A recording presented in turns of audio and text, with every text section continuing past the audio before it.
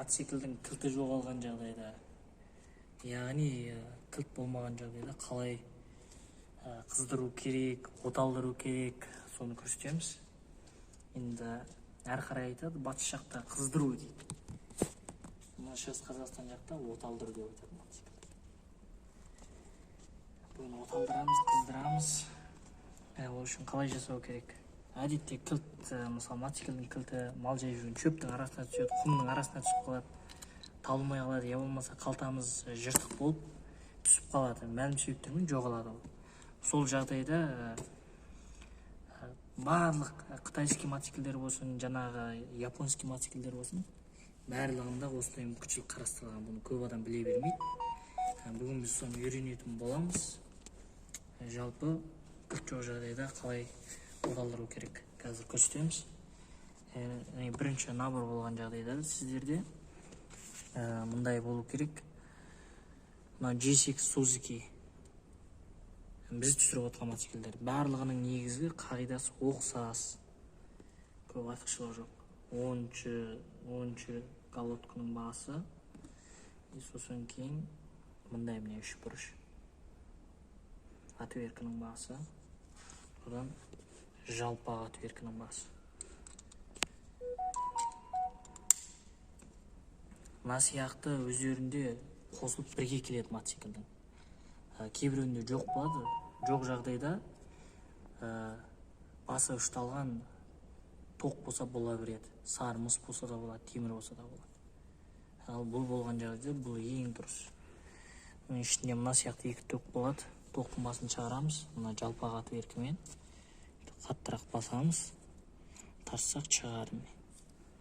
Екіншісінде солай істейміз, қаттырақ басамыз, сосын шығарып аламыз. Сосын кейін отвертканың басын алмастырамыз, мындай 3 бұрышқа алмастырамыз. Бұнымен жаңағы боковойды ашамыз.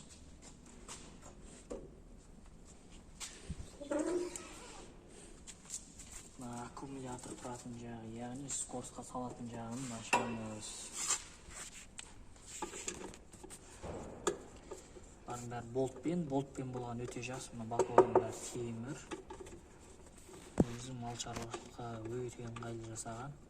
Мына бәрі пластмасс болатын болса сынады, көнереді. Одан кейін мынау замок болатын болса, ол замоктар өте слабый, нашар, сынып тоқтамайды. Сосын бұл боковой жоғалады, яғни.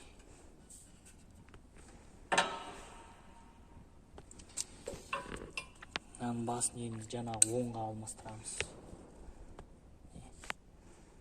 10. Аккумулятор шешу керек. Кетті босатқаннан кейін қолмен бұрап алсақ та болады. Байқаңыздар.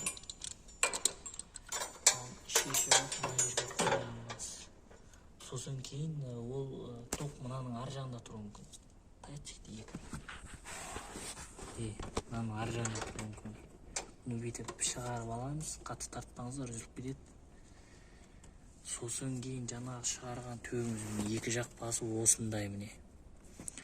Мына сияқты жоқ болса, әдеттегі тоқтар екі басын ұштайсыздар да істетуге болады. Міне қарап алыңыздар. Мына қызыл төк, сосын кейін қара төк. Мына қызыл мен қара, мына жағында қараңыздар, міне қызыл алу, қызыл қосу, қара алу. Екі тоқтың басын қосамыз яғын. Міне тура тұсынан қараңыздар, мынаған соғамыз. Мына жақ шеті, мынаған соғамыз. Қазір қарайық, тоқ бардың екен. Міне басын қарайық. Міне тоқ барды, жасы жанып тұр, скоростан шығып тұр, міне. Скоростқа салайық. Міне бірінші скоростқа түсті. Скоростан шығарайық, міне. Кілт жоқ, міне. Кілт жоқ. Замокты шақпаймыз, осылай оңай оталдыруға болады.